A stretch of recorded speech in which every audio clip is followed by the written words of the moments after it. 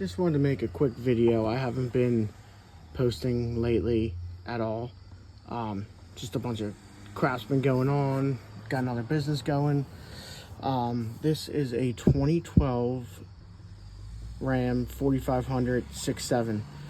Okay, couple things. I just had to replace the water pump. This is the second time I've done it. Last time was 2 years ago, and I put in an OEM pump, and it lasted literally 2 years, and I'd say probably 40,000 miles. So this time I went with the billet pump. I think it's by Diesel Products, or I can't remember. I'll put you'll see a little link thing here. Not a link to the site, but a message or a text saying who makes it. And I also swapped out my hoses with the Mishimoto hoses. Now for 4500 and 5500, the cabin, and also some 3500, the cabin chassis trucks, parts are hard to find, and usually you're able to get away with buying the parts for just a dually, 3500 dually, and they fit. When I was looking for these hoses, they didn't make them. There was no such thing, and I believe I ordered them just for a regular 3500 2012 6.7, and they fit. I took a chance. Most of the stuff will fit, with exceptions of some things. I mean, the engine's a hair different, not much, but there's some different things. I also have the weight loss kit to go on with a Banks Ram, the Banks intake horn. That's what it is, to go in to replace all this stuff. And just check out my, see how my grid heater is doing. I'm sure it's probably pretty clogged. The guy I got this from had everything gutted, apparently, and there was a tune on it when I got it. I put in an easy link and just, you know, put a basic towing tune, 50 horsepower, nothing crazy, because I don't want to blow it up. But he said all the EGR, all this stuff is gutted.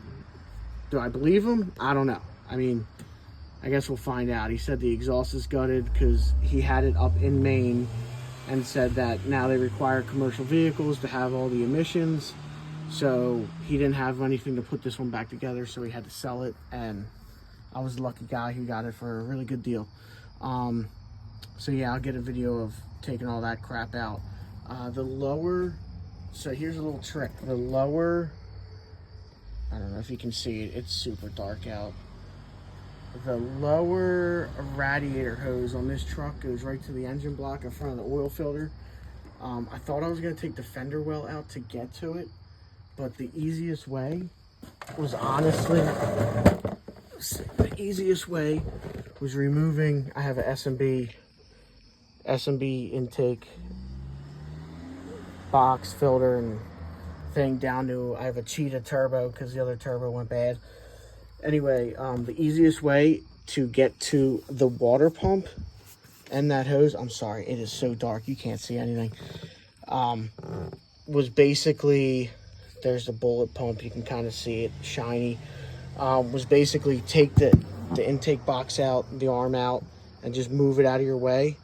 You can get to the tensioner, and the water pump was no problem. I pulled it right up, didn't have to take off the fan shroud like people showed, didn't have to take off the fan clutch, none of that crap.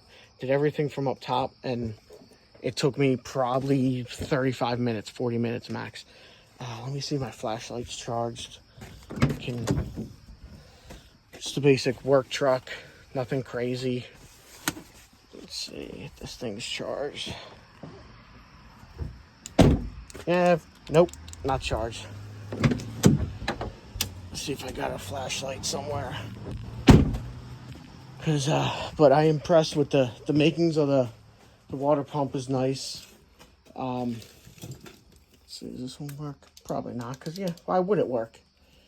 And I do not know where my other one is. Anyway, the water pump was fairly nice. You can see here's the upper radiator hose. The lower one, I'm not sure if you can see that. Probably not. I'll see if I can get some I'll put some pictures in here probably at this moment. But yeah, the upper radiator hose was leaking at the radiator. Thought it was the radiator, but the hose was just bad. So that's where I'm at. Next, I got to do some brakes and whatnot, but that will be another day. Trying to think what else. But yeah, easiest way to get to that water pump, pull the intake box out, pull this stuff out of your way. You can get the bottom radiator hose and the intake box, or the water pump. Sorry, it's late. I've been doing this thing for a while. All right, I gotta clean up. I'm gonna degrease the engine right now. Let it sit for a little bit while I'm cleaning up my tools. Everything's pretty much 10 millimeter, 2 bolts on the water pump, torqued to 18 foot-pounds or 24 Newton meters, I believe it is. It's definitely 18 foot-pounds for my application. Others might be different, so you might want to look up the torque specs. And that's about it. And I mean, water pump's pretty straightforward. 2 bolts in and out. It's not like any other trucks where there's 7, 8 bolts and a pain to get to. And good thing is you can get to it from the top on these trucks. I'm not sure about the chassis cabs, but I don't see a lot of YouTube videos with the chassis cabs, so I'm going to try to do some of them and hopefully get some videos back up there and whatnot. All right, well, like I said, I'm going to put some pictures in so you can kind of see what the hell I'm talking about, because there's no way you can see anything.